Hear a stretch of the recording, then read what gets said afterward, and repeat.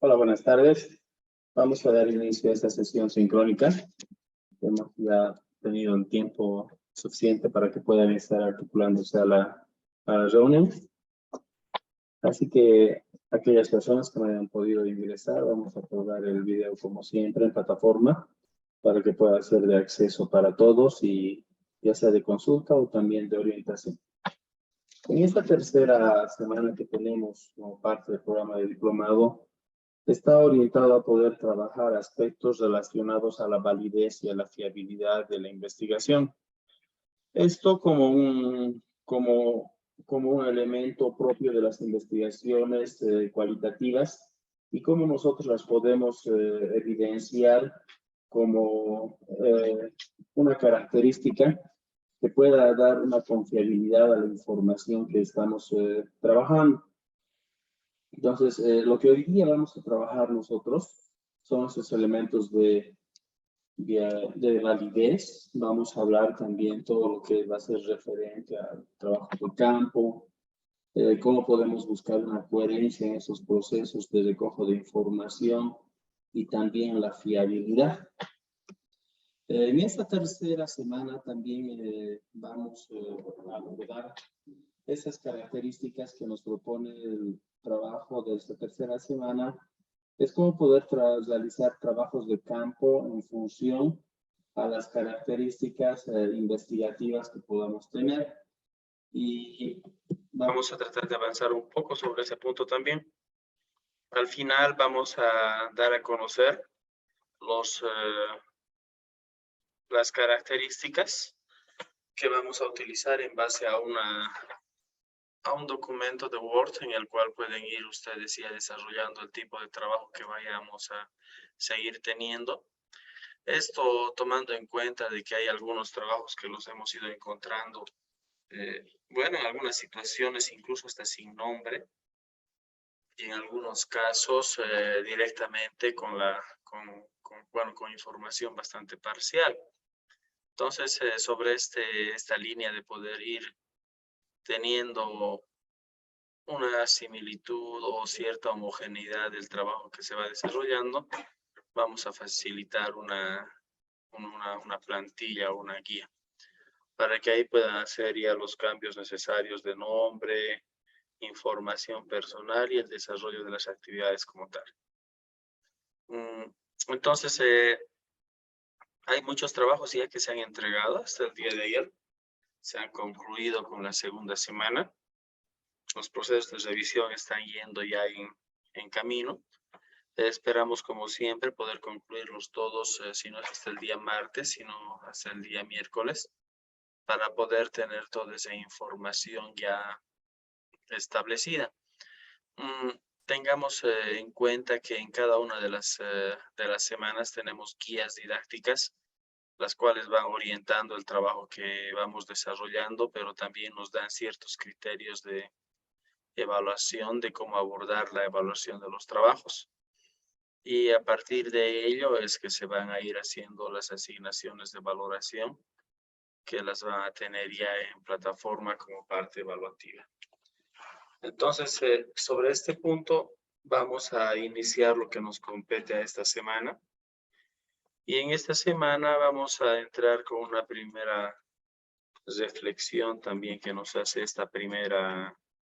el autor como parte del módulo. Y es una reflexión bastante interesante, ¿no?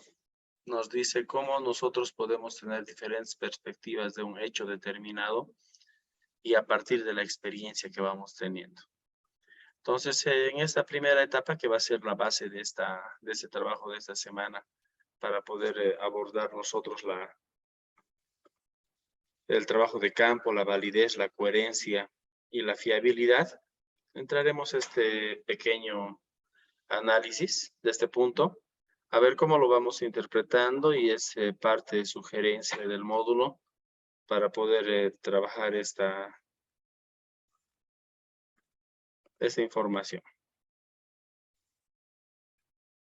A ver, vamos a compartir acá la pantalla. A ver, ¿me confirma por favor la imagen? ¿La podemos tener? Sí. Perfecto. Entonces, el contenidista, el autor de la información, nos plantea este ejercicio a partir del cual podamos nosotros entrar a una reflexión antes de abordar todo lo relacionado a estos aspectos de confiabilidad, fiabilidad, validez en la investigación y cómo nosotros podríamos empezar a asumir estos conceptos en un escenario investigativo y si estos realmente tienen una connotación genérica para poder identificar o para poder hacer una generación de conocimientos. Él nos habla de esta experiencia interesante. Nos plantea un relato en el cual nos menciona, ¿no?, que hay tres personas mayores ciegas, en este ejemplo estamos viendo 4, que se estaban conversando, dialogando entre sí, y viene una persona con un elefante, se acerca y nadie se había dado cuenta que estaba viniendo con un elefante, hasta que después escuchan el sonido que emitía el elefante y les llama la atención para poder saber qué era y cómo era un elefante, porque ellos habían sido ciegos desde, bueno, de nacimiento, habían escuchado sobre los elefantes, pero no habían tenido no lo habían conocido como tal, y la manera como ellos concebían el mundo y cómo generaban sus conocimientos era en base a los sentidos que podían tener a disposición, que en este caso era más el sentido del tacto. Y ahí nos plantea el autor de poder poner ese ejemplo y de hacer una analogía de cómo cada persona puede llegar a percibir su entorno en relación a su propia experiencia. Y entre estos ciegos, cada uno le dice, ¿no?, que sí pueden tomar agua del lugar de donde estaban, alimentar a su elefante para seguir con su camino, pero si les permitían también conocer o tocar o palpar para saber cómo era un elefante. Y de acuerdo a eso, tener ya una referencia de cómo era este animal para poder seguir hablando. Uno de ellos agarra una de sus piernas, otro se acerca y agarra la oreja, otro agarra la trompa, como estamos viendo acá en el ejemplo, y alguno agarra la cola también. Aquel que agarra la pierna del elefante dice, un elefante es es un animal bastante grande, fuerte, pero además tiene una textura de piel bastante corrugada. El que agarra la oreja le dice, no, no es así. Un elefante más bien es plano, te da suficiente aire y es largo, entonces diferente. El que agarra la trompa dice, no, un elefante es flexible, se mueve mucho y tiene mucha flexibilidad en sus partes. Y el que agarra la cola dice, no, un elefante había sido más bien delgado, se mueve mucho, espanta las moscas. Entonces, cada uno se va mostrando diferentes interpretaciones a partir de lo que va del lugar del elefante que había tocado y la interpretación que hacía de lo que estaba pudiendo palpar. Bueno, el elefante es un animal muy grande y lo que podría agarrar cada uno era en lo cierto que tenía. De ahí podemos nosotros inferir que todos tienen una parte de razón de lo que puede ser un elefante, pero ninguno de ellos va a tener una verdad completa o absoluta. Una primera, por ejemplo, conclusión. La segunda es que las personas opinan en función a su experiencia personal. Entonces, en función a lo que cada uno ha tocado y ha palpado la parte del elefante, se ha generado un concepto determinado. Y la tercera, que deberíamos tener una meta de una mente abierta desde la premisa de la complementariedad, que esta nos da a entender que el conocimiento es mucho más amplio de lo que solamente una persona podría interpretar, Y lo que otras personas podrían tener de interpretación sobre un mismo objeto de estudio puede ser para nosotros una complementariedad del trabajo que podamos estar desarrollando. Si nosotros desarrollamos una investigación cualitativa, más aún a este nivel cualitativo, sobre ciertas estrategias pedagógicas, colaborativas, cooperativas, que puedan mejorar la adquisición o generación de conocimientos, consideremos que esa estrategia, esa herramienta, ese método, va a ser solamente una parte del todo. Y que cuando podamos nosotros conocer otras herramientas que se acerquen también a esta problemática, no van a ser suplementarias, sino van a ser complementarias, porque van a ayudar a poder formar parte de ese todo que es el fenómeno educativo multicausal y que pueden apoyar, complementar e integrarse a un escenario de soluciones determinadas. Ahora ustedes, ¿qué opinión les merece, qué reflexión tienen sobre esta actividad que nos plantea el autor de este módulo?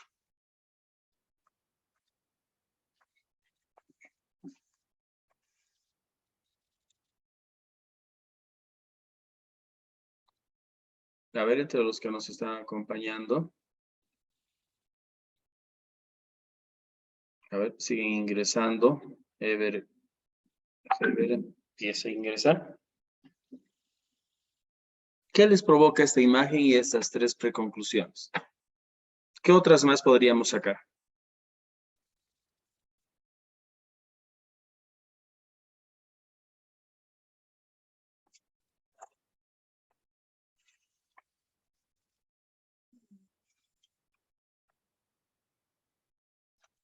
Vamos, señores diplomantes, este es un ejercicio bastante básico de interpretación y también de opinión.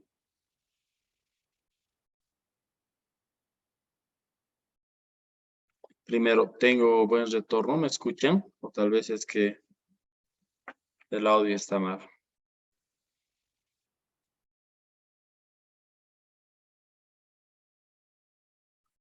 ¿Qué opinas, Daisy? Sí, sí, Okay. sí. Bueno, ya. A ver, Wilber, sí, te escuchamos, Wilber.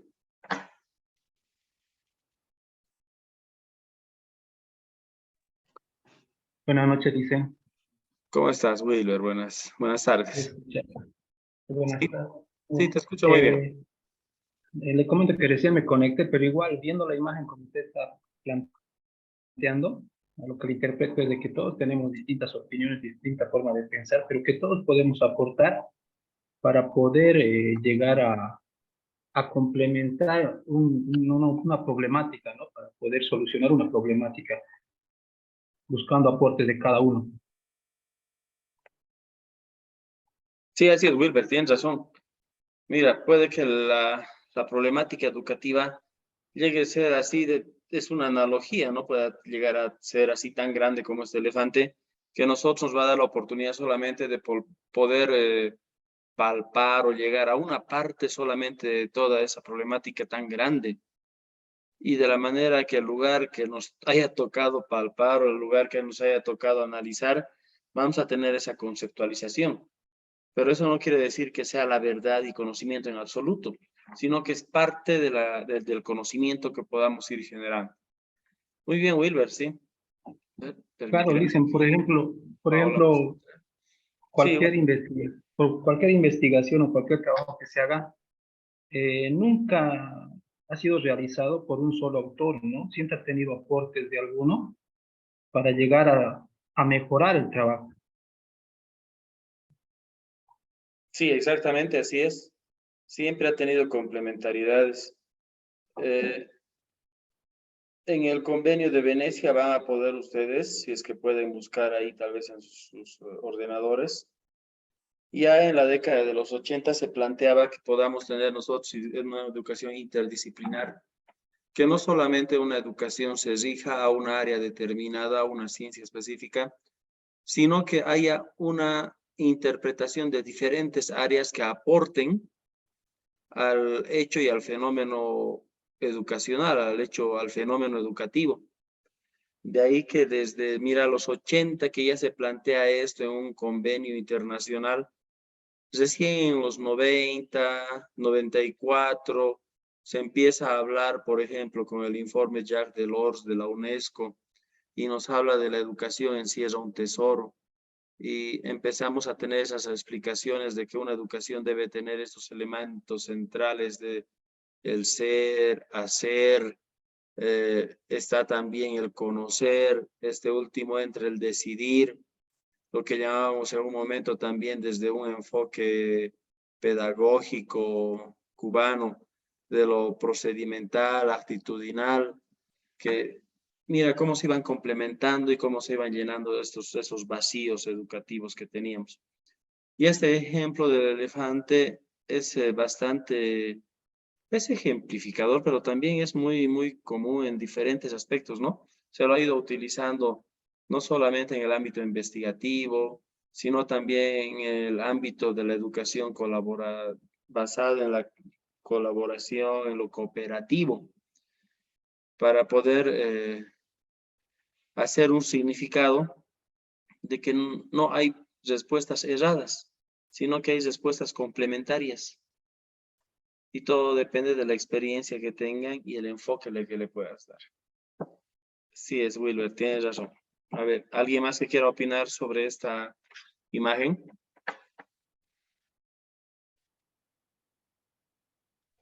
Buenas tardes, licenciado. Benjamín, ¿cómo estás? ¿Qué tal tu semana? ¿Cómo estás iniciando? Bien, bien. Cansado. Estuve por el campo toda la semana adentro, sin conexión, desconectado de todo. Pero debe ser revitalizante, yo pienso.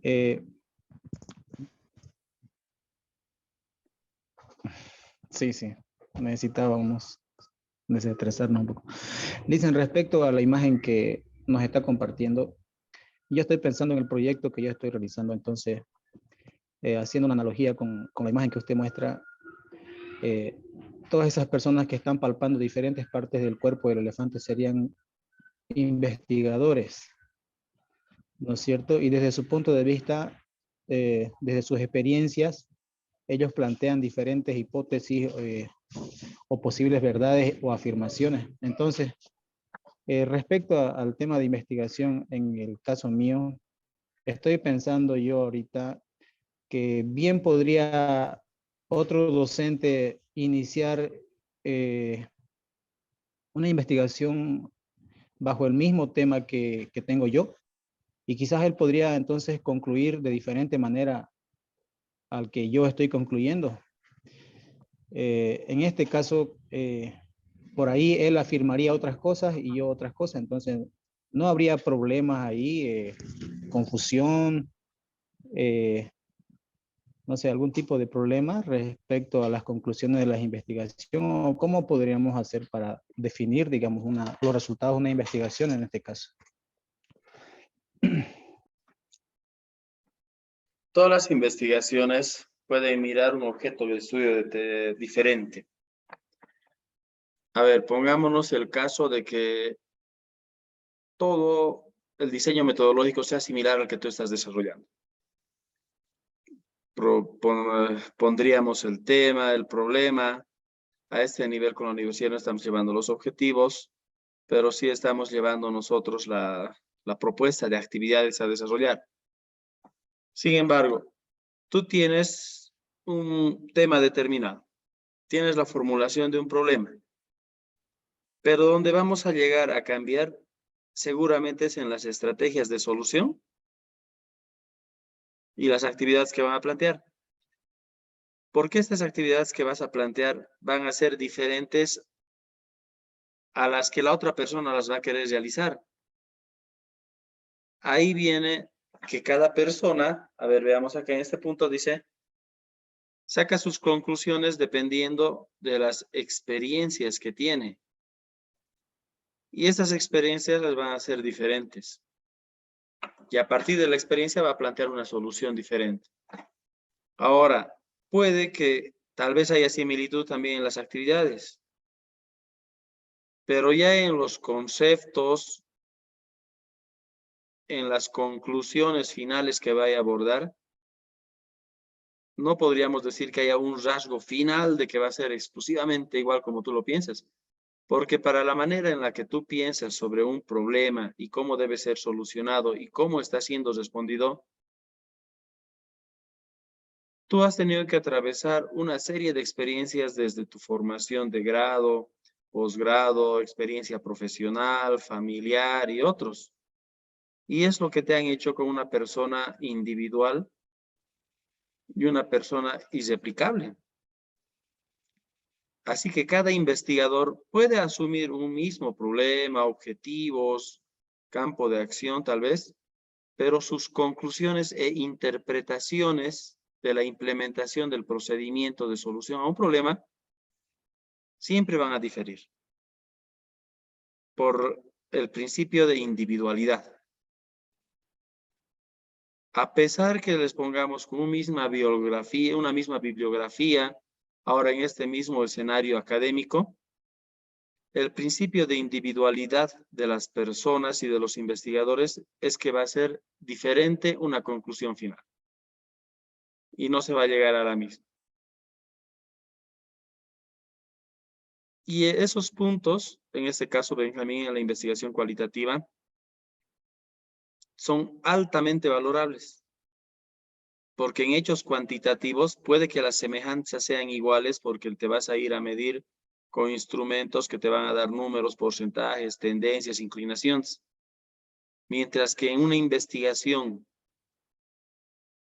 cualitativa, si hemos ido siguiendo todas estas semanas la bibliografía y cómo hemos ido abordando la investigación, es que la interpretación del investigador sobre el hecho de la individualización que nos trae la subjetividad, nos da una interpretación y un enfoque diferente.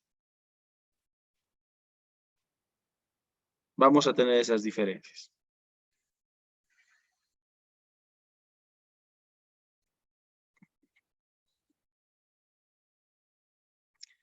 Bueno, Benjamín, ¿alguien más que quiera aportar sobre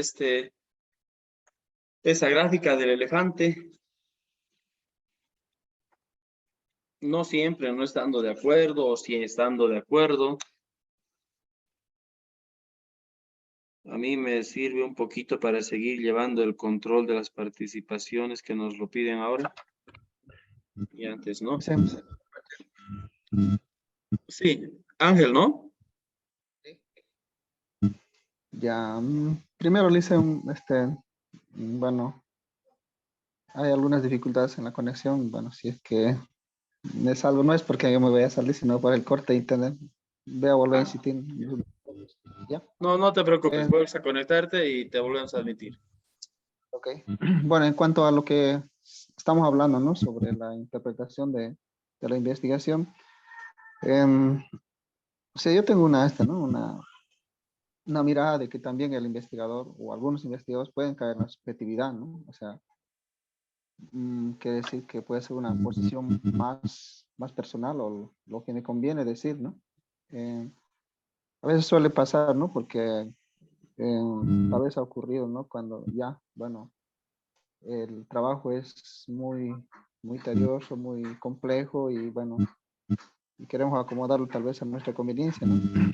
Pues eso es lo subjetivo, ¿no? Ya es mi percepción más personal, tal vez no tan interpretativa de lo que es la realidad, ¿no? Porque eso es lo que a nosotros nos interesa, ¿no? Primero interpretar la realidad para poder hacer luego la transformación, ¿no? Y yo creo que en ese proceso se da la validez, pues, ¿no? Y cómo podemos hacer para no caer en la subjetividad, Lisa. Eso es lo que podría decir. Buen punto. Justamente para ahora nos vamos a reunir, o estamos acá, para ver cómo podemos hacer que nuestra investigación vaya de la subjetividad del investigador a una validez, coherencia y fiabilidad de la información. Y eso es lo que vamos a abordar el día de hoy. Uno de esos elementos está la implementación de las herramientas, Otro de esos elementos está el aspecto colaborativo de quienes más pueden dar una confiabilidad del trabajo que estamos desarrollando. Otro de los instrumentos es la triangulación, por ejemplo, cómo poder utilizar un mismo instrumento a diferentes sujetos o cómo poder implementar también diferentes instrumentos con el mismo contenido, pero también a diferentes sujetos. La ciencia investigativa ha ido desarrollando diferentes procedimientos para que esta subjetividad vaya teniendo rangos menores. En las investigaciones cualitativas, también en las cuantitativas, vamos a ver que no hay una verdad absoluta, sino hay rangos de aproximación. Y el poder eliminar progresivamente en el procedimiento investigativo que vamos siguiendo estos rangos de aproximación o de rangos de llegar a estos rangos de aproximación y de objetividad es nuestra tarea central. Dar a conocer que lo que nosotros estamos investigando, lo que nosotros estamos hallando como procedimientos investigativos y siguiendo diferentes metodologías que vayan de espacios muy subjetivos a elementos objetivos es nuestra intención. De ahí que viene el manejo del método. Este es el manejo del método que ahora estamos trabajando y con este manejo del método vamos a hacer que nuestra investigación sea lo más objetiva posible. Bueno, entonces, hasta acá ya hemos dado oportunidad de participación a la mayoría sobre un tema bastante genérico. Y lo que nos corresponde ahora es poder avanzar más allá.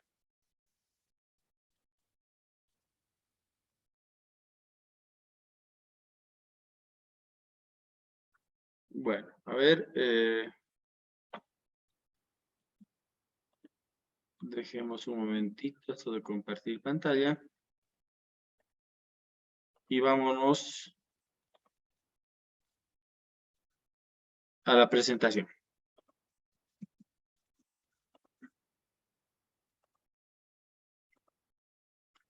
En esta semana abordamos en la tercera unidad estos 4 puntos. Los vamos a desarrollar en esta sesión. Y en esta sesión también vamos a hablar sobre las investigaciones que nos podrían aportar a nosotros cierta información como la etnografía, una investigación, acción, cómo se la puede desarrollar, por dónde viene una investigación deductiva, dialéctica, y estas cómo pueden estar teniendo un trabajo de trabajo de campo, cómo las podríamos ir organizando. También para eso, al final vamos a tener nosotros una ficha que se les va a pasar en Word para que la vayan llenando y en base a esa ficha ya vayan haciendo sus trabajos. Entonces, avancemos por acá. Nosotros tenemos los trabajos de campo, la validez, la coherencia y la fiabilidad. El trabajo de campo decide elementos y pasos de donde nosotros vamos a ir a desarrollar nuestra investigación. El primer paso es el de decidir el lugar y registrar cambios significativos en ese lugar, en ese grupo. Si nosotros vamos a trabajar en el nivel primario, distinguiremos qué año, qué ciclo del nivel primario vamos a trabajar.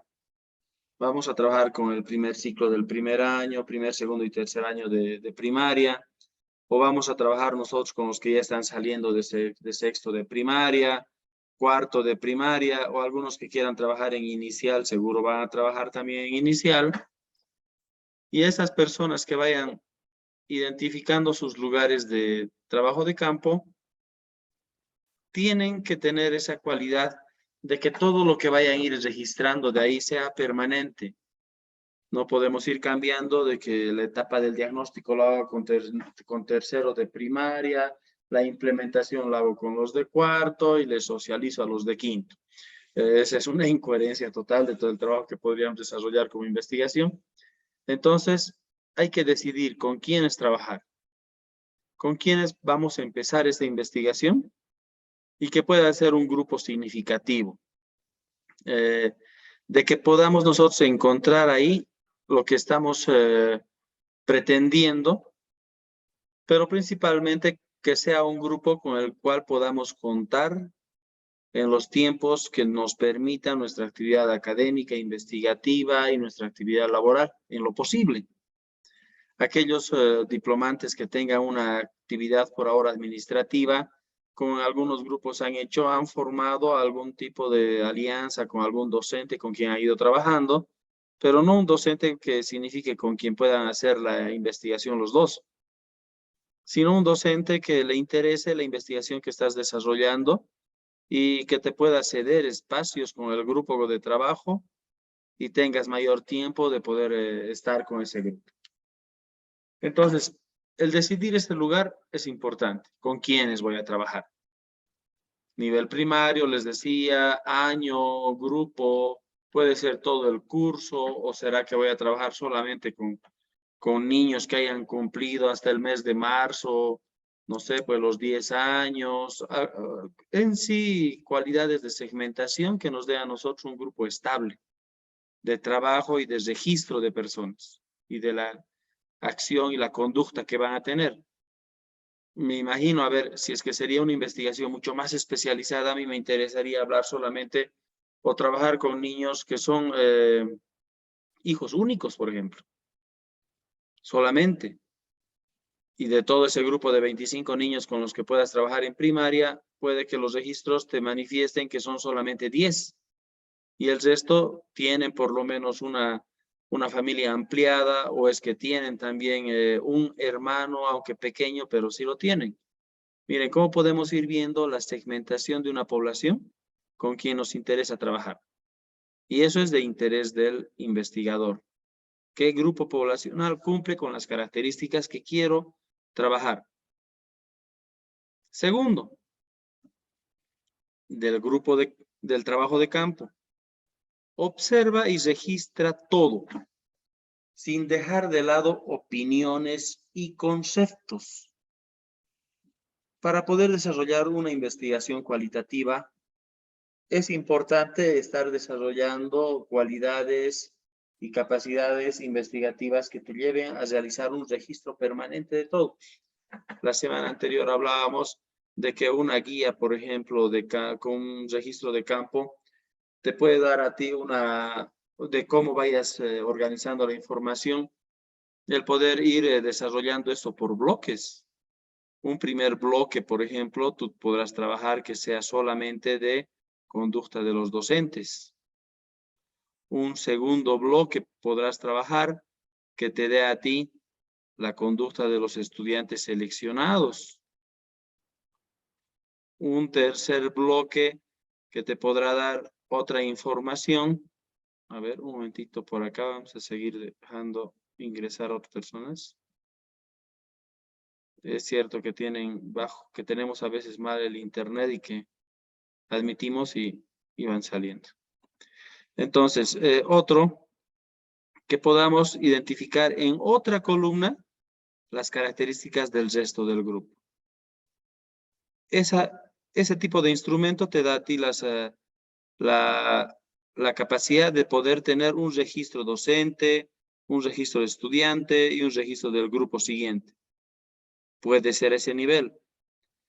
Otro nivel es que puedas agarrar igual 3 columnas similares, pero solamente los estudiantes con quien estás trabajando. Aquí registra sus características físicas, aquí registra sus opiniones y aquí registra sus comportamientos con sus demás compañeros. Estos ya son sin duda ya procedimientos investigativos mucho más complejos que requieren de una dedicación de mayor tiempo, de poder tener un armado de nuestros instrumentos de manera detallada, sistematizada, ordenada, pero no nos va a dejar de lado de que podamos ir registrando todo lo que vayamos viendo. en el trabajo de campo. Otro elemento del trabajo de campo es de tener grabaciones, ya sean audios o videos, pero permanentemente. Hay que tratar de registrar en este caso, si son algunos audios, las ideas completas. Algunos investigadores no solamente llevan este registro de diario de campo, tampoco un registro anecdótico escrito. Algunas personas también llevan alguna grabadora que les ayuda a estar registrando todo lo que van viendo. Si no pueden estar escribiendo, entonces van hablando al grabador y ahí van registrando con su propia voz todo lo que van viendo, lo que van observando. Una recomendación es que cuando tengamos esa actividad o pretendamos realizar esto, es que vayamos citando nuestras ideas completas. Ocurre que cuando volvemos a registrar todo aquello que habíamos nosotros o volver a escuchar lo que habíamos registrado, si no hemos planteado ideas completas sobre un hecho determinado y son solamente algunos términos o muy alejados, algunas palabras, bueno, ocurre hasta el riesgo de que nosotros mismos no entendamos lo que hemos ido grabando. Otro es que hay que anotar la duración de algún evento o algo, si es que hemos hecho una observación a un curso. Es necesario registrar ahí, hemos empezado la sesión a las 8:10, se ha concluido a las 8:45, cosas así, para que sepamos en qué espacio y temporalidad se ha dado ese registro. Registrar el tiempo, duración, tiempo, la fecha, y en lo posible transcribir a la brevedad posible las entrevistas que hayamos hecho, que hayamos trabajado con las personas, para que las ideas y lo que estábamos nosotros poniendo a consideración de un proceso, algo que haya sido anecdótico, que haya pasado, no se nos escape en la idea. Podamos transcribir a la brevedad rápidamente. Un último son las anotaciones. Las anotaciones directas, unas anotaciones que puedan realizarse en el momento de que está ocurriendo el hecho en observación. Las interpretativas, quiere decir que si algo ha sucedido con algún niño, o por ejemplo el niño ha mostrado una emoción muy fuerte con algún estímulo determinado, tanto que o le ha ocasionado mucha alegría o le ha ocasionado mucha tristeza, en ese momento podamos nosotros registrar qué es lo que ha sucedido. ¿Por qué nosotros creemos o interpretamos de que haya sucedido esa reacción emocional en el niño? Esa interpretación es la primera que va a poder valer y la que va a ser susceptible de un análisis bibliográfico para que nos podamos profundizar más del por qué se ha dado esa situación. Una anotación temática que está relacionada a, por ejemplo, que podría ser al inicio de la clase. Al inicio de la clase podemos ver en todas las observaciones que vayamos qué hechos anecdóticos específicos suceden en ese punto como tal. O cuando nosotros trabajamos en grupos, ¿qué demostraciones tienen en un grupo? Demostraciones emocionales, demostraciones de afecto. Cuando se trabaja en grupo ya es una observación, una anotación temática específica de algo. Otras anotaciones personales que podamos tener sobre un hecho de alguien específico que estemos observando y las reactivas de los participantes. ¿En qué momento es que vemos que tienen mayor participación, cambio de conducta, diferencias que las hacen exclusivas de todo el procedimiento que estás desarrollando como tal? Entonces, esas tres cosas, decidir el lugar, registrar todo, prever las grabaciones, las anotaciones, son parte de ese trabajo de campo que podemos ir desarrollando para poder establecer ya todo un sistema de registro, pero que este sistema de registro, como lo ponemos acá también de recordatorio general, es que en algún momento determinado vamos a agrupar toda esta información por episodios o por eventos. Todo lo que vayamos anotando, podemos desarrollarla o por días, sesión 1 del día lunes, tanto, sesión 2 del día martes, sesión 3 del día miércoles, porque puede ser solamente una guía de observación, pero puede ser acompañada por una entrevista, una grabación, un video, y todos hacen el bloque en común de todo ese trabajo de campo desarrollado para ese momento, para ese evento como tal. Esa es parte de la organización que se debe tener como parte de estos trabajos de campo, y en sí lo que hacen es determinar el lugar, las herramientas, las interrogantes que nos vamos a hacer y con quiénes vamos a trabajar. Acá, ¿hay alguna consulta, algo más que a veces podríamos acotar? ¿Qué les llama la atención sobre este punto?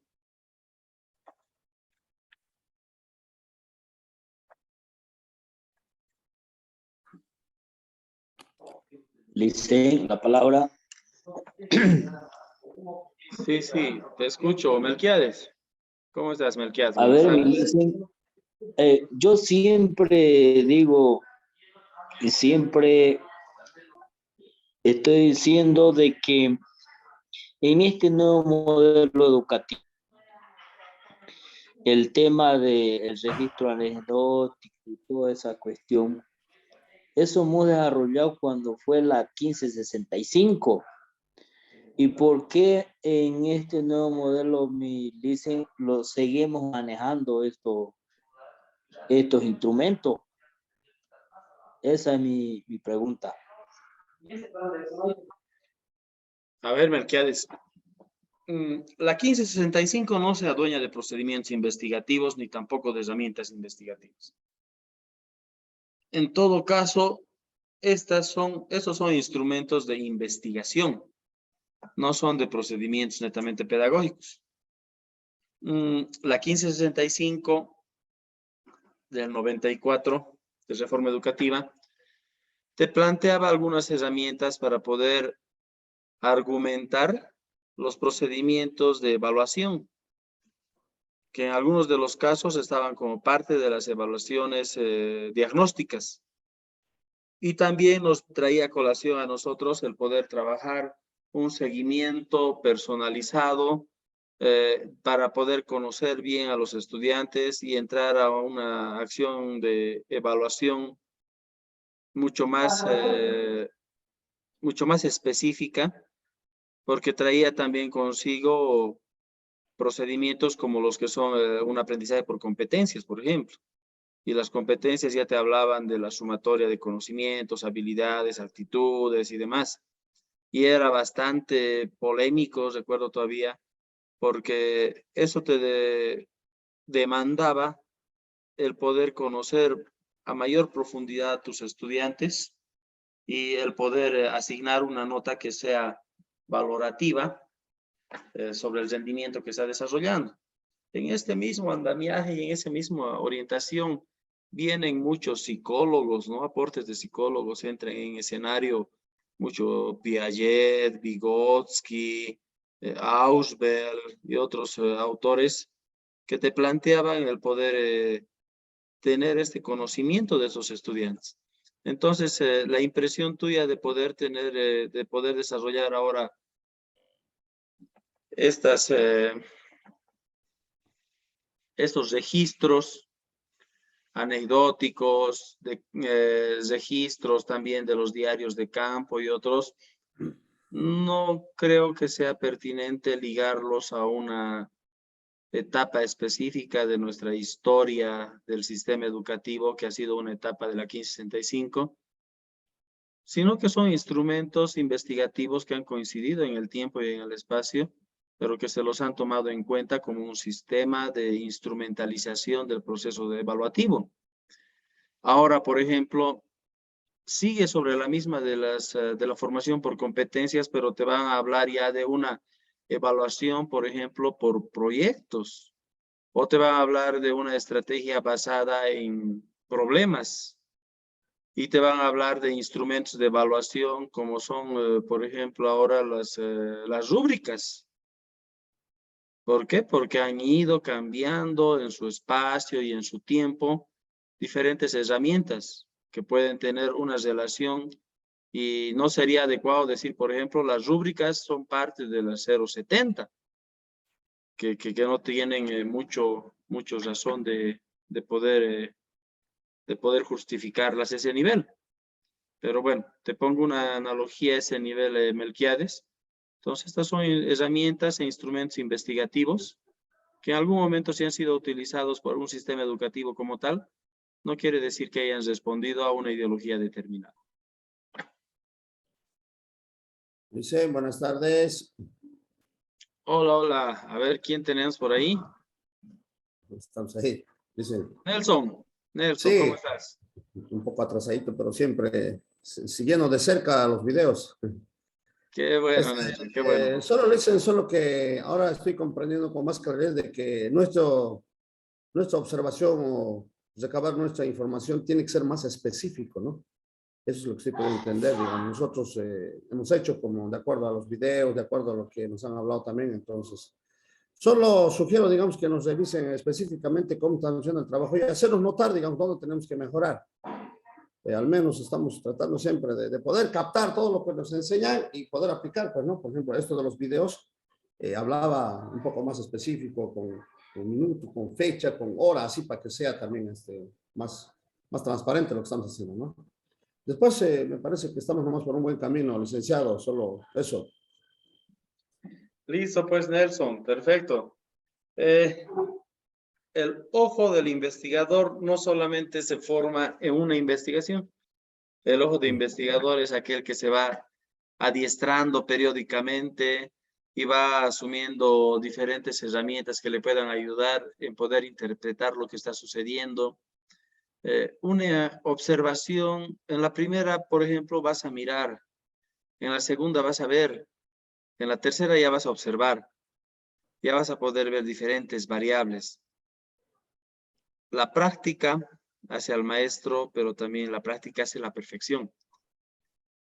Vas a ir implementando tus propias actividades y al momento que vayas sacando los registros y los resultados, que le pasaba a uno de los diplomantes, decía, Ulises, yo estoy cambiando mis actividades porque estoy dándome cuenta que en todas las actividades estoy sacando las mismas conclusiones. ¿Y eso está bien o está mal? Le digo. Él me dice, está mal, porque no estamos cambiando, no estamos mejorando. Entonces mis actividades deberían ser diferentes en el momento de la aplicación de mi PAD, por ejemplo. Eso hace que la madurez del investigador vaya creciendo y sus procedimientos investigativos vayan mejorando, vayan cambiando. Lo que tú ahora lo estás viendo, Nelson, como que deberíamos registrar algo más detallado, pero no solamente es registrar solo algo detallado, sino tienes que saber qué registrar también. ¿Qué es lo que tú estás buscando? Si es que no tienes registro, por ejemplo, les decía hace un rato, si no tienes bien formulado tu problema y no tienes bien formulado la intención de investigación, vas a mirar de todo, pero al momento que vayas sistematizando, no vas a encontrar qué es lo que se acercaba a tu problema. El problema, el objetivo, la propuesta que estamos llevando ahora, la tenemos que tener bien clara. De ahí que cuando me decían algunos estrategia pedagógica que mejora el rendimiento matemático. Pero, ¿cuál estrategia? ¿Qué estrategia vas a ver ahí? Esa estrategia realmente va a estar buscando todo lo que nosotros necesitamos. Si es que la mantienes a nivel genérico como estrategia, vas a seguir registrando todo, pero no vas a saber qué tipo de estrategia. Bueno, eso entonces, Nelson. Continuaremos sobre este punto. A ver, borramos esto. Vámonos al siguiente, que es la validez. Esta validez es parte de la preocupación que hace rato tenía también Ángel. Nos dice cómo nosotros podemos hacer que una investigación tenga una información que sea vista como objetiva y confiable para todas las demás personas. Primero, ver relaciones y principios donde no los hay. Eso es algo que podemos incurrir nosotros en la validez de nuestra información. Lo que hace rato veíamos con Nelson. Si es que estamos nosotros registrando, viendo todo lo que se mueve y demás, pero si encontramos algunas relaciones, puede decir, nosotros podemos encontrar una relación en el ámbito educativo que esté articulada al rendimiento educativo. Si decimos, el uso de herramientas pedagógicas donde el estudiante pueda utilizar más allá de la vista y el oído y que sea el de palpar algo, tiene mayor repercusión en la adquisición de conocimientos que solamente aquellos que sean audiovisuales. Bueno, si es de esa manera, entonces un procedimiento lo estaríamos viendo nosotros de que si ese procedimiento existe o no existe. Un primer error que podemos ver es que esa relación y ver relaciones y principios donde no los hay. Un segundo, rechazar las relaciones y principios donde sí los hay. Ese es el adiestramiento de la observación que estamos realizando nosotros en un campo determinado. Y el tercero, hacer unas preguntas equivocadas. Esta, por ejemplo, estará relacionada a que nuestros instrumentos de investigación están errados. Que los indicadores, las preguntas que nos hayamos formulado no son las que verdaderamente nos deberíamos haber formulado. En esta que les pongo, por ejemplo, una primera consulta sería, ¿será que los estudiantes, los niños del nivel primario, aprenden mejor con herramientas representativas de un contexto a través de una estrategia basada en la implementación de títeres? Entonces, puede que nos dé resultado o no, pero es un indicador de observación. Si utilizamos o no los títeres para un mejor aprendizaje. A ver, un momentito aquí. Vamos a seguir admitiendo. Bueno. Estos errores en los que podemos incurrir son pueden ser comunes, pero la manera de ir minimizándolos, estos, por ejemplo, relaciones y principios, es en base a la teoría.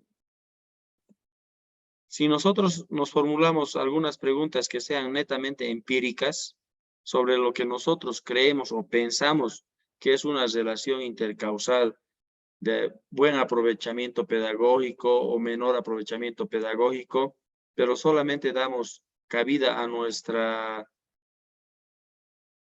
experiencia, al elemento empírico de nuestra investigación, que no tan empírico porque forma parte de todo un proceso de formación también, pero necesariamente tenemos que ir articulándola con información bibliográfica y teórica.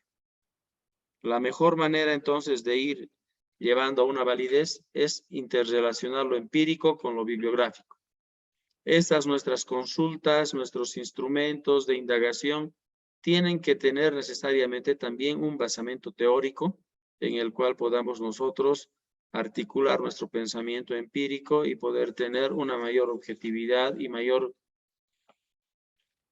minimización, en este caso, de la brecha a nivel investigativo del objetivo, de la objetividad.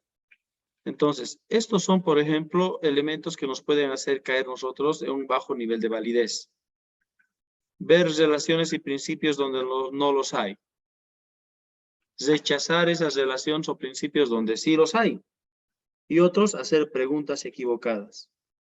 Para los tres, información bibliográfica y teórica nos va a poder sacar de la ambigüedad en la que estemos en ese momento incurriendo. Investigar más sobre lo que nosotros tenemos como tema de investigación, indagar más para poder tener esas relaciones y principios cómo se van desarrollando en el ámbito educativo y llegar desde un ámbito genérico a algo específico, es decir, un procedimiento deductivo. Y el procedimiento deductivo, llegar de una generalización a un hecho específico, nos va a dar solamente la revisión bibliográfica. Otro elemento es la validación comunicativa. ¿Cómo nosotros podemos ver de que esta información es válida? Un procedimiento de esa validación comunicativa nos dice confirmar lo dicho en una entrevista. Si nosotros hemos realizado una entrevista por separado con todos nuestros actores, podemos entrar a un segundo diálogo. Ese segundo diálogo lo podemos desarrollar nosotros mismos o ya podemos hacer un grupo focal. En un grupo focal vamos a tocar los mismos puntos que se han entrevistado a esta persona y vamos a estar alertas que si lo que nos ha dicho a nivel de entrevista individual también está siendo complementado en esta segunda entrevista, pero que ya es a un nivel dialógico más ampliado. Eso se llega a utilizar en otro tipo de investigaciones que se utilizan en la reconstrucción de los hechos, por ejemplo.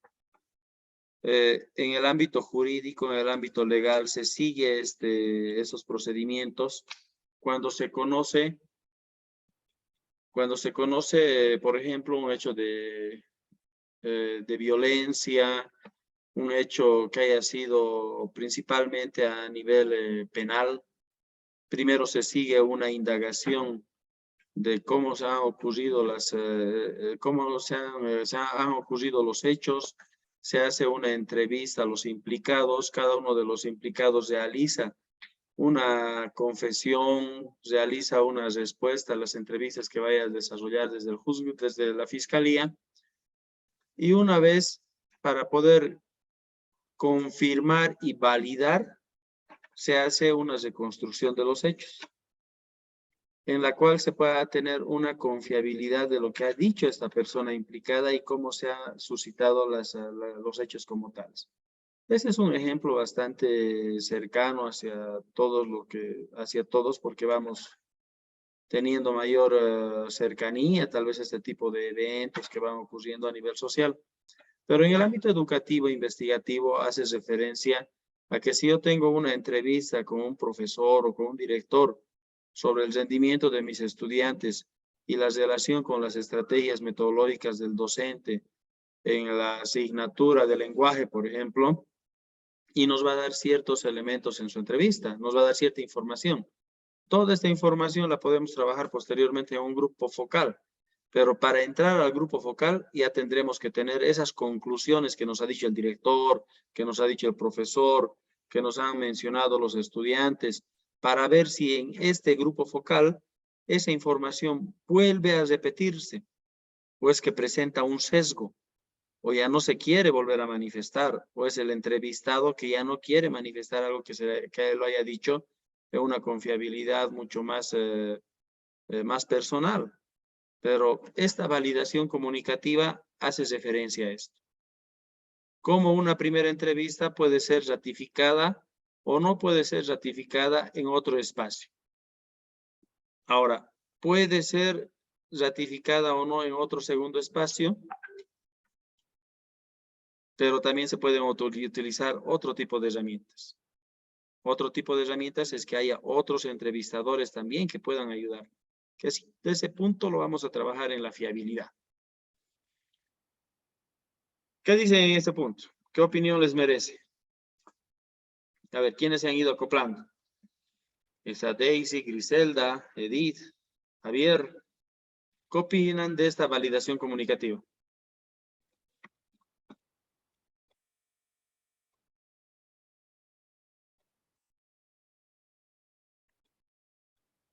No está con nosotros Daisy, ni tampoco Griselda. Estamos con nuestros procedimientos de autentificación de nuestros diplomantes. Quiere decir que están, pero no están. No, Licen, sí estoy, solamente que como entré recién estoy atendiendo. Licen, igual estoy. Buenas noches. Hola Edith, ¿cómo estás? También Licen, tal vez mi pregunta de 40 ya explicó, como entré también un poquito tarde, estaba en el colegio, entonces estoy escuchando. Luego. ¿Pudieron dar alcance a esta validación comunicativa que estamos hablando en este momento? ¿Perdón, Licen? al Hay un alcance. ruido. Sí, sí, hay un ruido por ahí. Tal vez estás con dos equipos o computador y celular al mismo tiempo.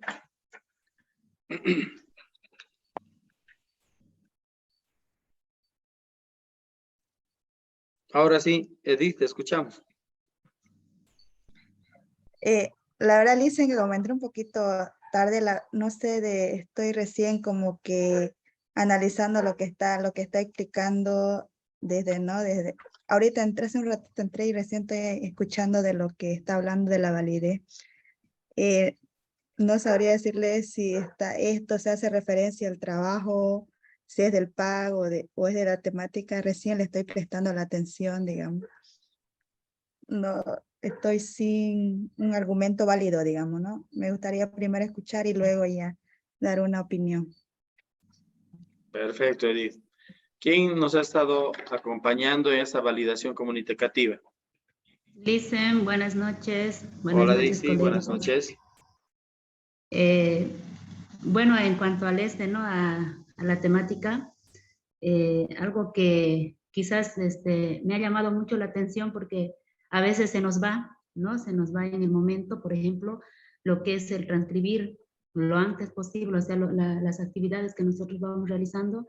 Entonces, una vez llegado a la casa, a tratar de transcribirlo para que no se nos vaya las ideas más importantes, ¿no? O tal vez algún acontecimiento importante que se ha llevado a cabo, se ha realizado en lo que es ¿no? El aula, ¿no? Durante la implementación de las estrategias. Ese punto ¿no? Lo que resalto más. Perfecto, muy bien, Daisy.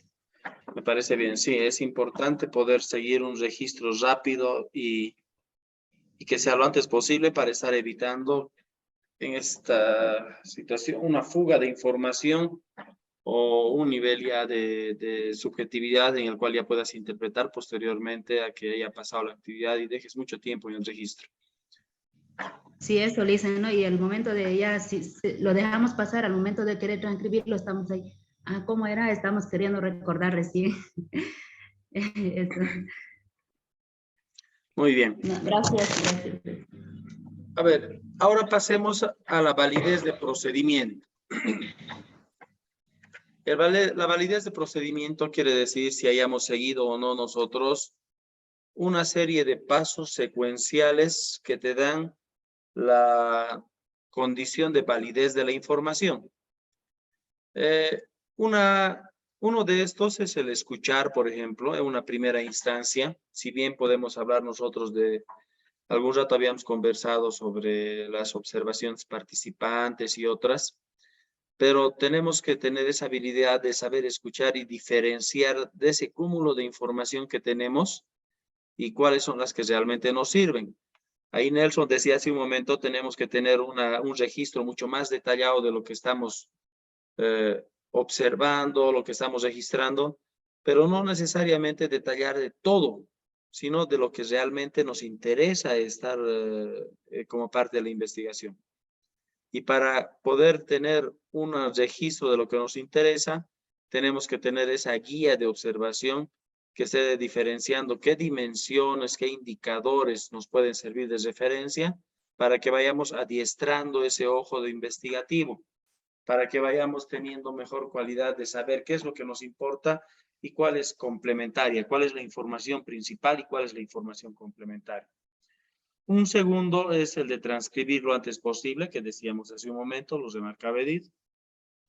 Dar información suficiente para propiciar criterios. La información suficiente es poder narrar todo el hecho completo para que cuando ya vayamos a buscar una información que vaya a dar mayor solidez a esto, que puede ser una información bibliográfica, la podamos nosotros comprender muy bien en su totalidad. Pero si solamente hacemos un registro de un pequeño hecho fragmentado que no puede tener una interpretación global, va a ser difícil para nosotros encontrar una bibliografía que pueda refutar o que pueda contribuir o que pueda en todo caso ya hacer nuestra investigación más sólida.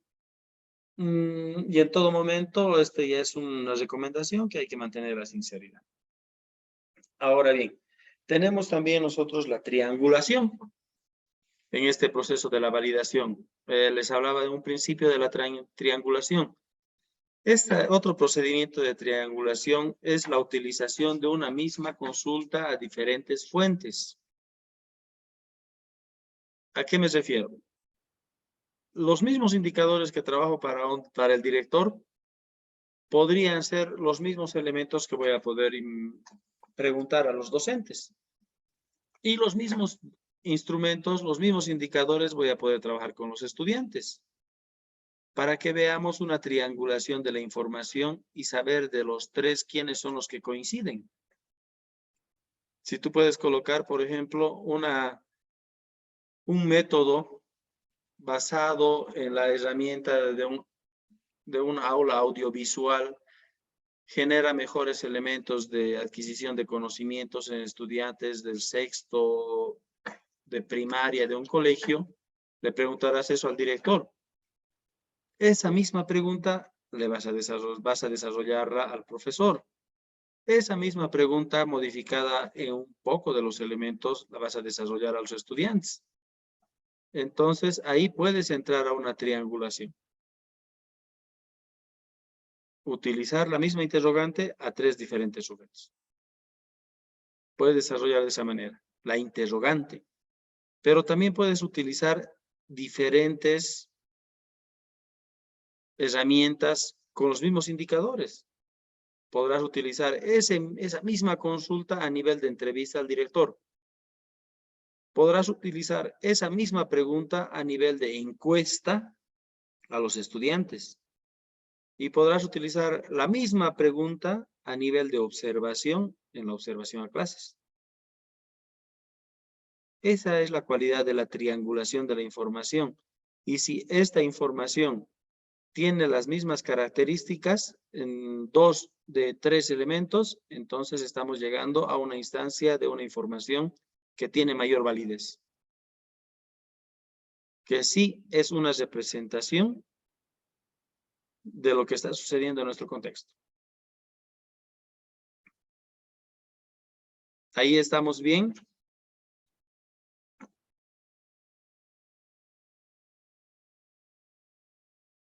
¿Qué dices, Liliana? ¿Estás por ahí?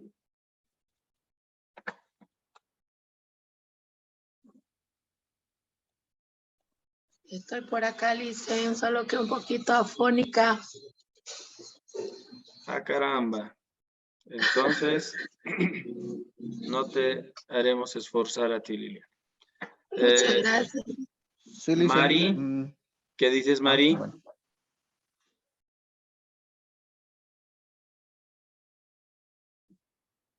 A ver, vamos a ir dando oportunidad a alguien más que está por acá. Sandra, por ejemplo.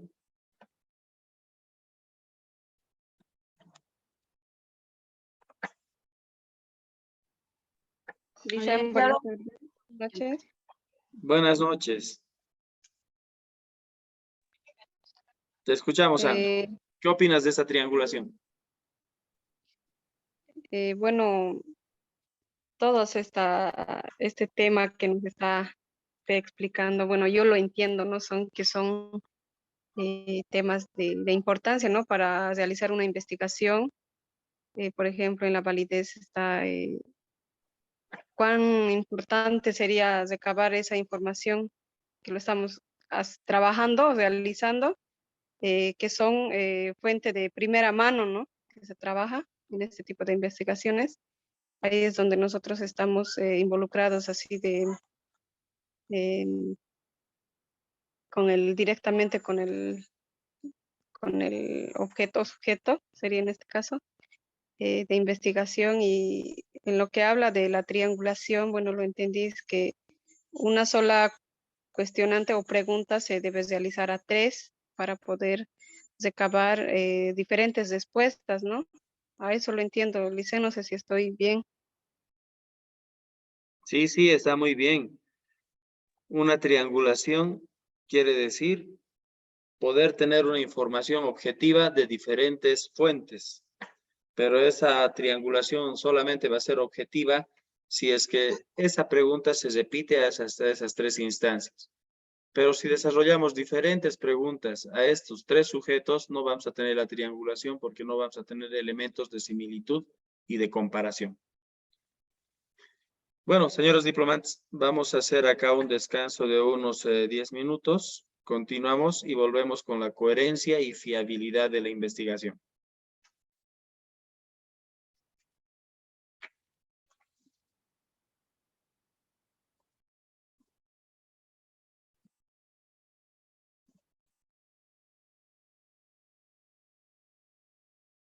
Son las 19:00, 19:10, estamos de retorno.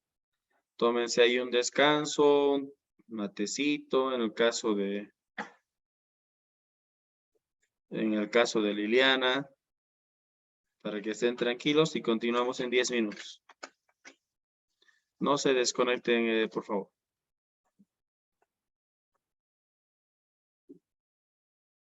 ¿Recibido? ¿Me escuchan? ¿O es que tal vez estoy con mala conexión?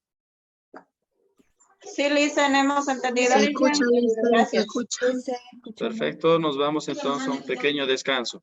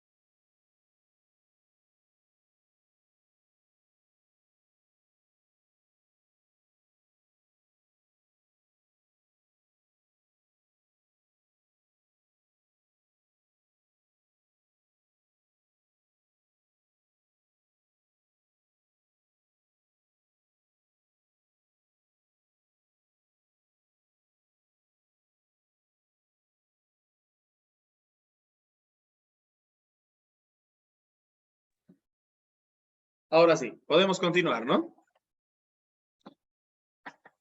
Sí, Licen, continuamos.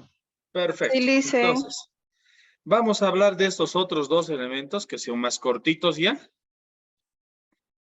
Para poder... a ver. ¿Me siguen, por favor? Sí, Estamos en la coherencia. se ve. Muy bien, gracias. Entonces, cuando hablamos de coherencia, nosotros hablamos de que pese a las diferencias, la coherencia permite interpretar hechos en un contexto.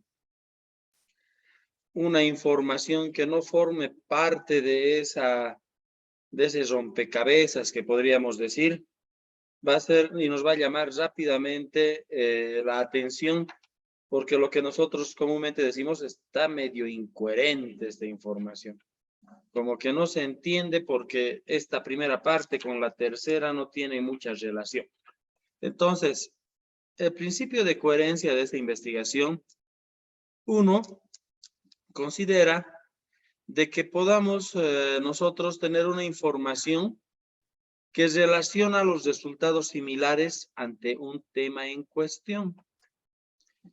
Nuestra información empírica, nuestra información bibliográfica, nuestras entrevistas, encuestas que vayamos a desarrollar, grupos focales y otros, tendrán que tener elementos que se vayan entrelazando poco a poco para tener una información que sea coherente, que sea relacionada, que sea entendible. El segundo es que los resultados que se puedan articular en la formulación, los resultados tienen que tener esa cualidad para que podamos llegar a conceptos, a interpretaciones finales. Los resultados que vayamos a tener, si estamos hablando, que decíamos, ya sean estrategias metodológicas, ya sean herramientas audiovisuales, ya sean herramientas innovadoras que mejoran la lectoescritura o la expresión, la oralidad de los estudiantes. En todo el proceso de indagación y actividades que vayamos a desarrollar, nos permitan realizar conceptos.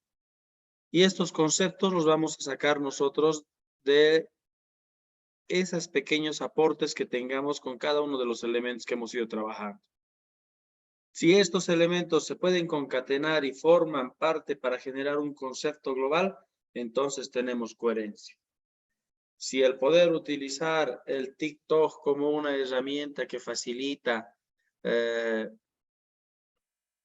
la expresión y oralidad de niños de 10 años, como estrategia didáctica metodológica utilizada por el profesor de lenguaje o el de música, por ejemplo, mire, estamos agarrando conceptos que hacen a los estudiantes, que hacen a la herramienta, que hacen al docente y nos permiten formular un concepto. Si todos ellos nos permiten formular un concepto, entonces tenemos coherencia. La relación de herramientas investigativas que forman parte de un tipo de investigación. Hemos dicho que unas herramientas de investigación cualitativa nosotros nos basábamos más en la entrevista, en la observación, los grupos focales. Trabajamos con ese tipo de herramientas y forman parte de un tipo de investigación. Esas nos dan coherencia. Esas nos dan coherencia porque esa información está interrelacionada, nos da alternativa de tener opiniones, nos da una alternativa de poder formular algún tipo de interpretación cualitativa que nos lleva igual a conceptos. Entonces, las herramientas, el tipo de herramientas en relación al tipo de investigación nos da coherencia en la investigación. Si nosotros abarcamos, por ejemplo, una investigación cualitativa y vamos a estar trabajando una encuesta con instrumentos cerrados, ya es una incoherencia de información, ¿verdad? Nuestra información va a estar viniendo a nosotros con números y esa información en lo cualitativo, bueno, ya no tiene relación. Lo que ve el investigador y lo que se representa en la realidad no siempre forman parte de un principio de coherencia. A ver, ¿a qué nos referimos con esto? lo que el investigador considera como algo importante, pero que eso es muy diferente al diseño de la investigación y a las respuestas de la investigación, no siempre forma de una parte de un principio de coherencia. ¿Por qué?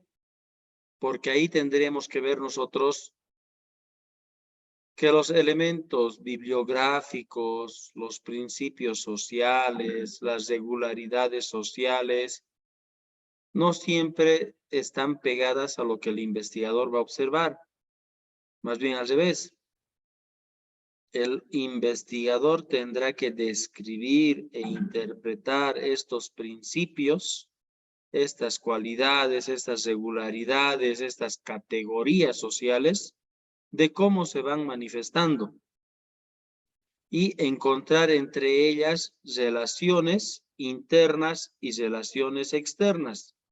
Las relaciones internas son aquellas que interactúan dentro de un objeto de estudio y que hacen de un procedimiento investigativo algo igual, algo con una similitud, con una relación intercausal. Y las relaciones externas son como las variables ajenas del objeto de estudio pueden influenciar en el procedimiento investigativo interno del trabajo. Entonces, lo externo y lo interno. ¿Cómo pueden interrelacionarse de un principio intercausal para que podamos tener nosotros principios de coherencia? Entonces, no siempre lo que piensa el investigador y lo que te da de información de afuera tiene que ser igual o idéntico de lo que tú estás preveyendo y lo que va a ser hacia afuera. Eso no es un principio de coherencia. Puede que sea en este caso un principio de... podríamos estar hablando en este caso solamente de un principio de interrelación, pero que no necesariamente que haya una diferencia quiere decir que haya coherencia o que haya incoherencia. Más bien es el momento en el que más diferencias vamos a encontrar. Y es donde nos va a motivar a que podamos seguir investigando bibliografía, a que podamos volver a hablar con las personas, a que podamos revisar nuestras anotaciones para ver cómo podemos seguir buscando elementos de similitud y de coherencia de la investigación. Entonces, concluida esta parte de la coherencia, vámonos a la fiabilidad. Esta fiabilidad quiere decir cómo nosotros, pese a diferencias de la coherencia, permite interpretar hechos en un contexto. En la fiabilidad. La fiabilidad no es otra cosa que nosotros podamos mostrar un procedimiento metodológico que esté en concordancia o que permita una objetividad de la información. Una primera parte nos dice, por ejemplo, cómo un método puede llevar a un mismo resultado. Un método utilizado en un lugar determinado y el mismo método utilizado en otro lugar determinado nos puede llevar a un mismo resultado. Eso podríamos estar hablando nosotros cuando agarramos un instrumento, un método y lo utilizamos en otros contextos esperando de que tengamos los mismos resultados. Esta parte de la fiabilidad como un método en contextos determinados tiene sus cuestionantes, tiene sus... tiene también sus implicancias y también tiene sus... es un procedimiento refutable. Es en algo que hemos estado en una discusión permanente en las últimas décadas, como cuando, por ejemplo, venía el Banco Mundial y nos decía, esta estrategia de desarrollo es la más idónea y es la que se tiene que desarrollar en toda la región sudamericana. Si no, no se les va a tomar en cuenta para préstamos y también en montos económicos para el desarrollo. Y venían ahí recetas específicas que puedan aportar al desarrollo de la región.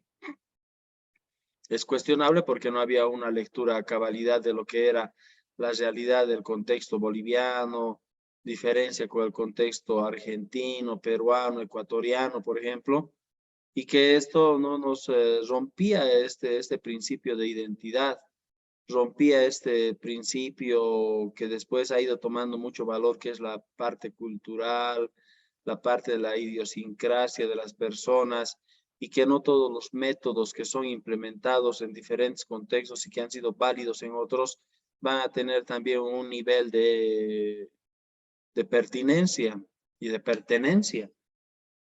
Es por eso que en esta parte de la fiabilidad, que un método que pueda llevar a un mismo resultado en diferentes aspectos, como parte de la fiabilidad, es cuestionable.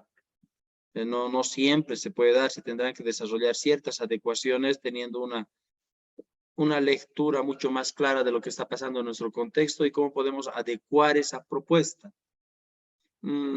Agarrar una propuesta determinada y aplicarla en ámbitos investigativos es muy común, se ha desarrollado mucho en otros escenarios investigativos a nivel universitario, en otros contextos, pero tenemos también que tener esa capacidad, esa cualidad de poder hacer adaptaciones a las propuestas en función a las características del entorno.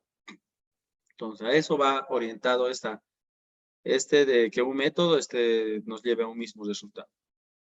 La fiabilidad de procedimiento. Ahora, ¿cómo seguir diferentes caminos para llegar a un mismo resultado?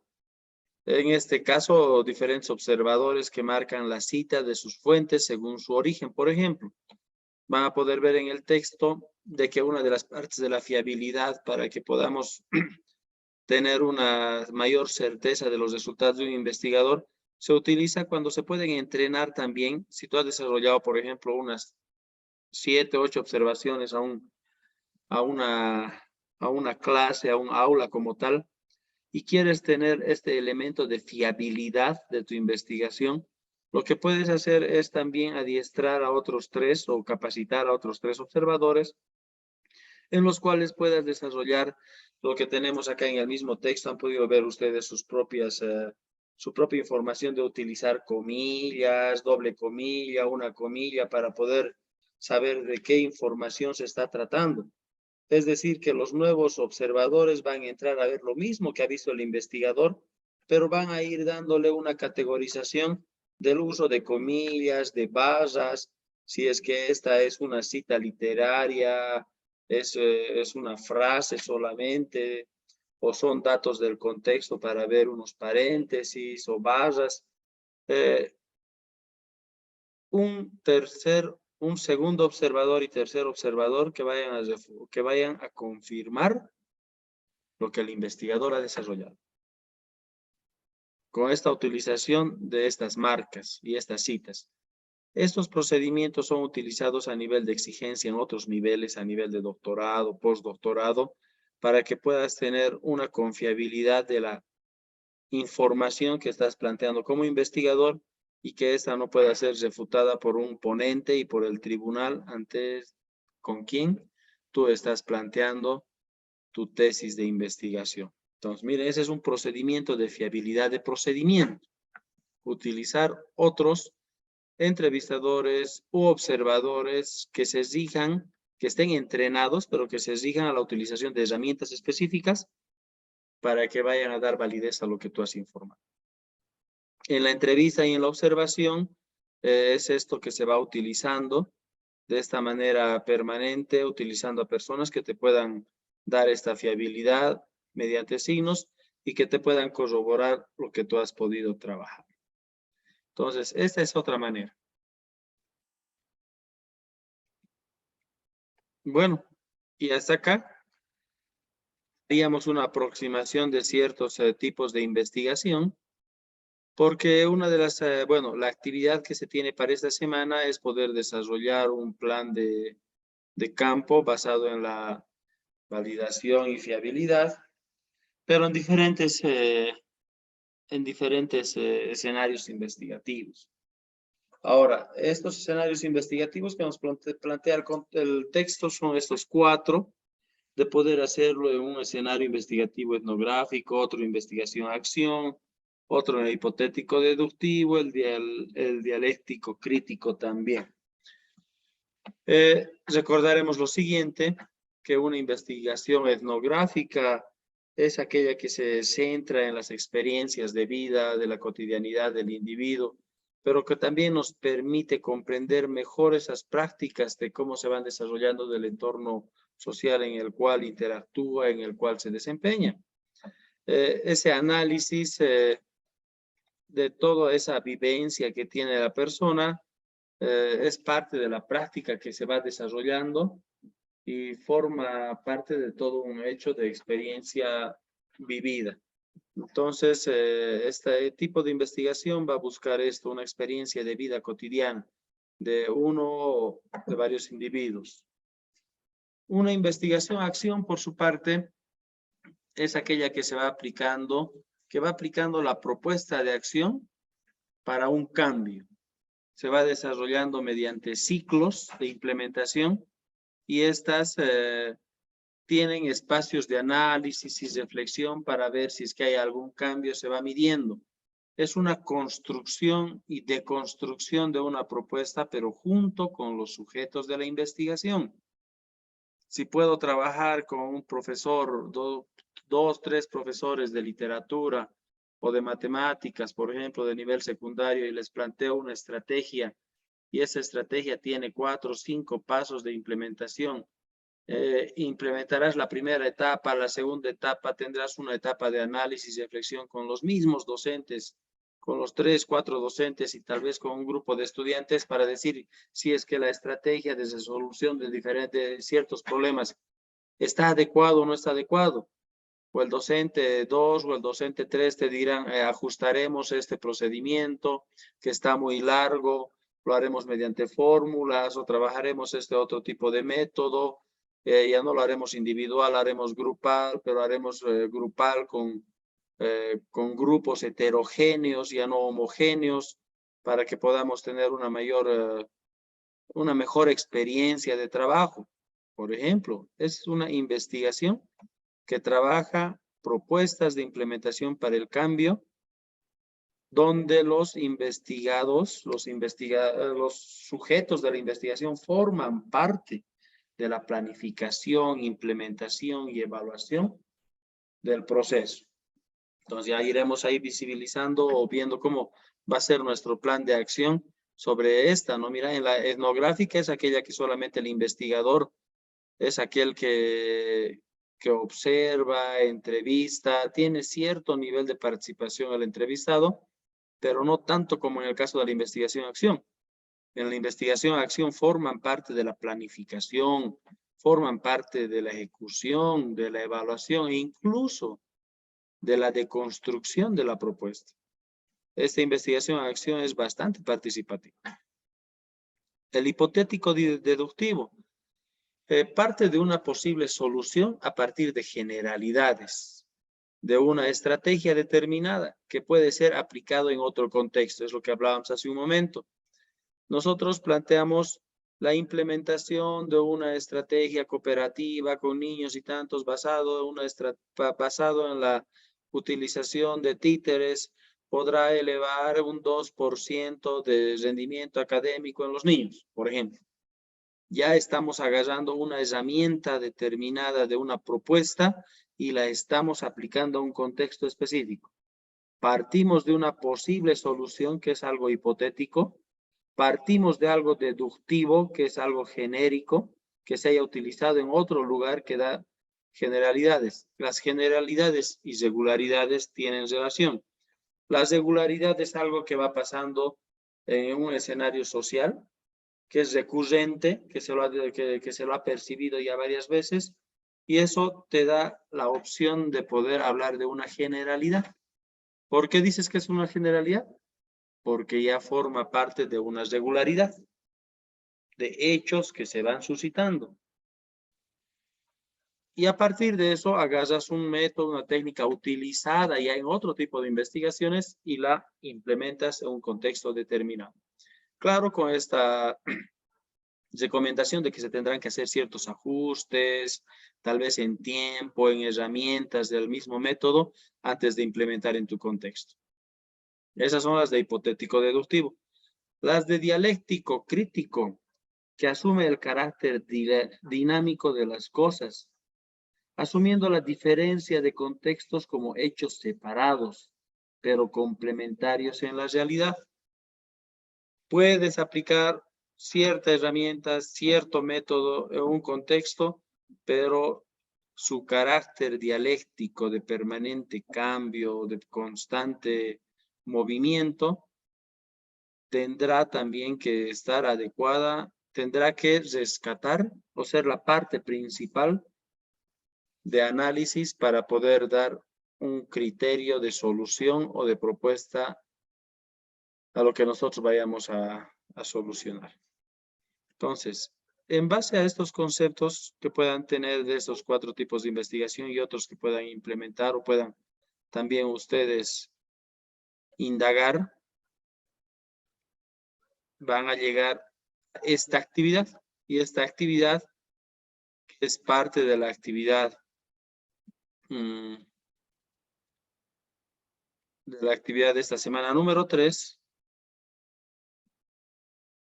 Es el de planificar la intervención en campo tomando en cuenta la validez y fiabilidad de la investigación. Nos plantea lo siguiente: realizar una lectura del texto y consultar la bibliografía que usted considere pertinente. Hay bibliografías de apoyo que están ahí. Si es que alguien desea alguna otra bibliografía de investigación, la menciona y vamos a compartir en el grupo, que puedan también apoyar a cómo poder conocer mejor esos tipos de investigación y cómo llegar a elementos de validez y fiabilidad. Aquí nos plantea el poder hacer una secuencia lógica de trabajo tanto en una investigación de método etnográfico, investigación-acción, hipotético-deductivo y el dialéctico. Consideren que este trabajo debe tener estos 4 elementos. Cada secuencia lógica debe tener el nombre, el método de investigación, métodos los que estamos viendo aquí, etnográfico, investigativo, los pasos secuenciales para el trabajo de campo que debemos seguir desde la identificación del lugar, lo que habíamos estado hablando, de que sea representativo, las herramientas de recolección de datos, cuáles son las que utilizaríamos en función a cada uno de ellos. Han podido escuchar hace rato la diferencia que hemos visto entre investigación, acción y etnográfica. No siempre, mucho de lo que va a depender es la posición del investigador y el investigado. En algunos es más participante que en otros y en otros es solamente un objeto de estudio. El documento debe contar por las 4 secuencias lógicas. Si gusta, puede añadir más dentro de la investigación cualitativa. Entonces, esto te da aperturas como la anterior vez de poder analizar otras bibliografías. Bueno, señores diplomantes, con eso tenemos acá toda la tarea. Sí, te escucho. A ver, ¿quién está por ahí? Te escucho entrecortado. Ángel. Ángel, ¿cómo estás? Dime. ¿A qué se refiere la última parte? Dice, el documento debe contar con 4 secuencias lógicas. Eso. Necesito, profe, dice. Acá mira, Ángel, te dice, por ejemplo, realizar la secuencia lógica del trabajo de campo desde una investigación cualitativa para sus diferentes métodos. Es decir, realizar trabajos de campo para cada uno de estos tipos de investigación, que en este momento son 4. Ya, hay que trabajar entonces con los 4. Exacto. Etnográfico, investigación, acción, hipotético, deductivo y dialéctico crítico. Tomen en cuenta esos pasos que hemos estado hablando del método de investigación. Aquí ponen el nombre del método de investigación etnográfico o investigación, acción. Aquí colocan los pasos de secuencias para el trabajo que van a seguir. Paso 1, identificación del lugar.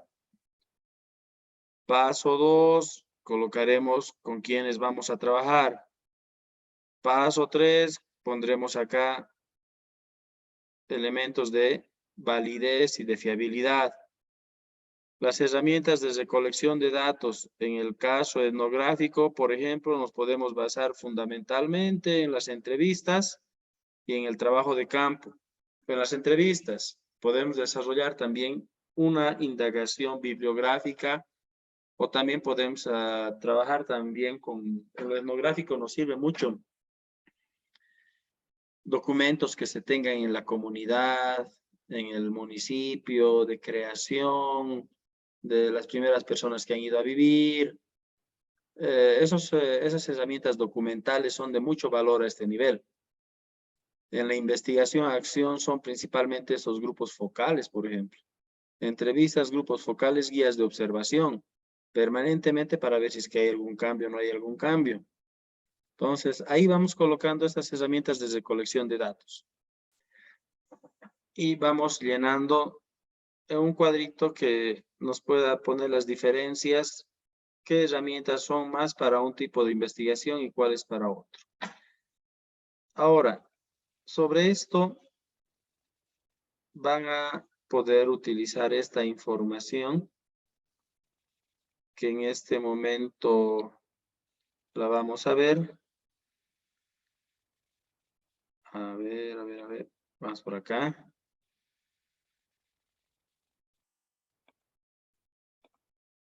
Vamos a utilizar esta plantillita. ¿Pueden ver el documento de Word? Sí, licencia. Sí. Entonces, esta la van a utilizar cada uno. Aquí tenemos el módulo 3, por ejemplo, estrategias de producción y recolección de datos cualitativos. Estamos en la unidad temática número 3, es trabajo de campo, validez, coherencia y fiabilidad. En la actividad 1 tenemos planificar la intervención de campo tomando en cuenta la validez y fiabilidad de la investigación. Colocan aquí el diplomante, su nombre.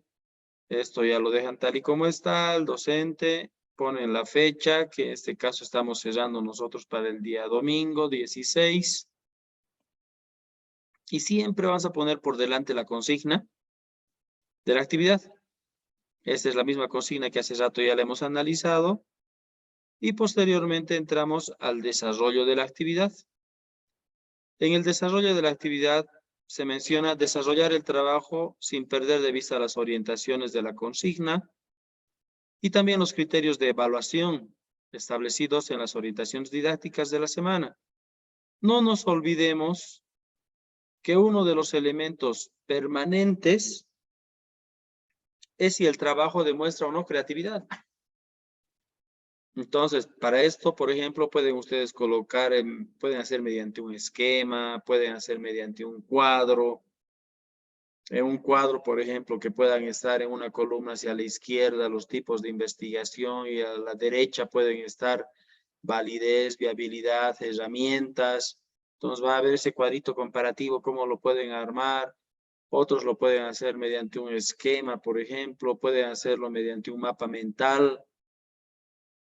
Miren, las ideas en este punto que se demuestre creatividad es un elemento de evaluación muy importante. Y como siempre que tenemos por acá en la bibliografía el formato APA de 7ª versión. Entonces, utilicemos esta e iremos homogenizando un poco más el trabajo para que tengamos nuestros trabajos redactados en este espacio. Bueno, señores diplomantes, entonces con esto más hemos concluido. Algunos diplomantes que hayan tenido sus avances en sus trabajos y que quieran mostrarlos antes de presentar, como siempre, los pueden enviar mediante WhatsApp. Los vemos, conversamos un poco. Si es que hay alguna retroalimentación y el diplomante lo ve conveniente para poder hacer en sus cambios, bienvenido. Entonces, con esto hemos concluido nuestra actividad y nuestra sesión del día de hoy. Que tengan ustedes muy buenas noches y estamos pendientes a cualquier duda. Buenas noches. Buenas noches. Muchas gracias, Cristian. Buenas noches. Chao, Paola. Chao, chao. Buenas noches. Que tengan un buen descanso y un buen inicio de semana. Buenas noches. Gracias.